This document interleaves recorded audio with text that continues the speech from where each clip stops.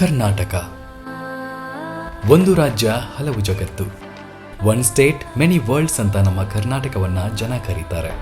ಹೀಗೆ ಹೆಸರು ಬರೋಕೆ ಕರ್ನಾಟಕದಲ್ಲಿ ಅಂಥದ್ದೇನಿದೆ? ಕನ್ನಡ ಭಾಷೆ ಅನ್ನೋ ವಿಚಾರ ಬಂದಾಗ ಇಲ್ಲಿನ ಜನ ಯಾಕೆ ಇಷ್ಟೊಂದು ಅಭಿಮಾನದ ಮಾತುಗಳನ್ನ ಆಡ್ತಾರೆ? ಕನ್ನಡ ಅಷ್ಟಕ್ಕೂ ಈ ಕರ್ನಾಟಕದ ಕಥೆ ಏನು? ಇದು ನಮ್ಮ ಕರ್ನಾಟಕದ ಬಗ್ಗೆ ಒಂದು ಚಿಕ್ಕ ಜರ್ನಿ. ಹಾಗಿದ್ರೆ ತಡ ಯಾಕೆ? ನಮ್ಮ KSRTC ಬಸ್ ಹತ್ತಿ ಕೂತ್ಕೊಳ್ಳಿ. ಕರ್ನಾಟಕದ ಕಲ್ಚರ್, ನಮ್ಮ ಭಾಷೆ ಹಾಗೂ ನಮ್ಮೂರ ಇತಿಹಾಸದ ಬಗ್ಗೆ ಒಂದಿಷ್ಟು ನೋಡಿಕೊಂಡು ಬರೋಣ.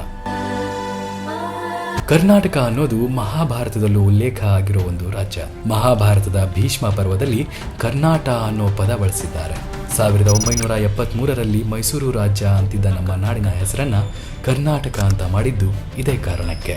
ಕನ್ನಡಿಗರು ಯಾವಾಗ ನೋಡಿದ್ರು ನಮ್ಮ ಭಾಷೆ, ನಮ್ಮ ಕನ್ನಡ ಅಂತೆಲ್ಲ ಹೇಳೋದು ನೋಡೇ ಇರ್ತೀರ. ಈ ಜನಕ್ಕೆ ಒಂದು ಭಾಷೆ ಮೇಲೆ ಯಾಕೆ ಇಷ್ಟೊಂದು ಅಭಿಮಾನ? ಅದಕ್ಕೂ ಒಂದು ಕಾರಣ ಇದೆ. ಕನ್ನಡ ಭಾಷೆ ಮಾತನಾಡುವ ಜನರ ಬಗ್ಗೆ ಸುಮಾರು 1100 ವರ್ಷಗಳ ಹಿಂದೆ ಕವಿರಾಜ ಮಾರ್ಗ ಅನ್ನೋ ಕೃತಿಯಲ್ಲಿ ಕನ್ನಡಿಗರ ಬಗ್ಗೆ ಬರೆದಿದ್ದಾರೆ. ಕನ್ನಡಿಗರು ಪದವನ್ನರಿತು ನುಡಿಯಬಲ್ಲವರು, ನುಡಿದಂತೆ ನಡೆಯಬಲ್ಲವರು, ಚತುರರು, ಓದದೆಯೂ ಕಾವ್ಯ ರಚನೆ ಮಾಡಬಲ್ಲರು ಅಂತೆಲ್ಲ ಹೊಗಳಿ ಹೆಮ್ಮೆಯಿಂದ ಬರೆದಿದ್ದಾರೆ. ಭಾರತದ ಬೇರೆ ಯಾವುದೇ ಭಾಗದ ಜನರ ಬಗ್ಗೆ ಹೀಗೊಂದು ಹೆಗ್ಗಳಿಕೆಯ ಬರಹ ಬೇರೆ ಯಾವುದೇ ಭಾಷೆಯಲ್ಲೂ ಇಲ್ಲ. ಅದು ಕೇವಲ ಕನ್ನಡಿಗರ ಬಗ್ಗೆ ಕವಿರಾಜ ಮಾರ್ಗದಲ್ಲಿದೆ.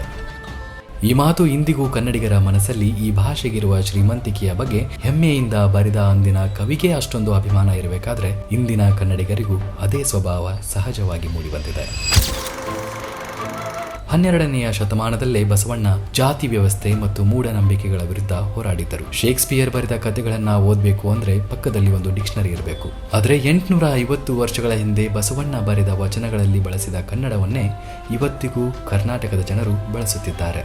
ನಮ್ಮ ಕನ್ನಡ ಭಾಷೆಯಲ್ಲಿ ಎಷ್ಟು ಶುದ್ಧತೆ ಇಂದಿಗೂ ಉಳಿದುಕೊಂಡು ಬಂದಿದೆ ಅನ್ನೋದಕ್ಕೆ ಇದೊಂದು ಉದಾಹರಣೆ. ಕರ್ನಾಟಕದ ಇತಿಹಾಸದ ಜೊತೆಗೆ ಇಲ್ಲಿನ ಸಂಸ್ಕೃತಿ ಹಿರಿದಾಗಿ ಬೆಳೆದು ಬಂದಿದೆ. ಯುನೆಸ್ಕೋ ಜಕಣಾಚಾರಿ ಎಂಬ ಶಿಲ್ಪಿ ಬೇಲೂರು ಹಳೆಬೀಡಿನಲ್ಲಿ ಕೆತ್ತಿದ ಶಿಲ್ಪಗಳು ಇಂದಿನ ಶಿಲ್ಪಕಲೆಗೆ ಕೂಡ ಸವಾಲು ಅಂತ ಹೊಗಳಿದೆ. ಇಮ್ಮಡಿ ಪುಲಿಕೇಶಿ ತಾನು ಬದುಕಿದ್ದ ಕಾಲದಲ್ಲಿ ಒಂದೇ ಒಂದು ಯುದ್ಧ ಕೂಡ ಸೋತಿಲ್ಲ.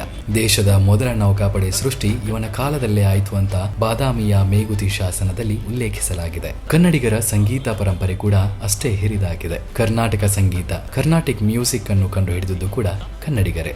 ಕರ್ನಾಟಕದ ಪುರಂದರ ದಾಸರನ್ನ ಕರ್ನಾಟಕ ಸಂಗೀತ ಪಿತಾಮಹ ಅಂತ ಕರೀತಾರೆ.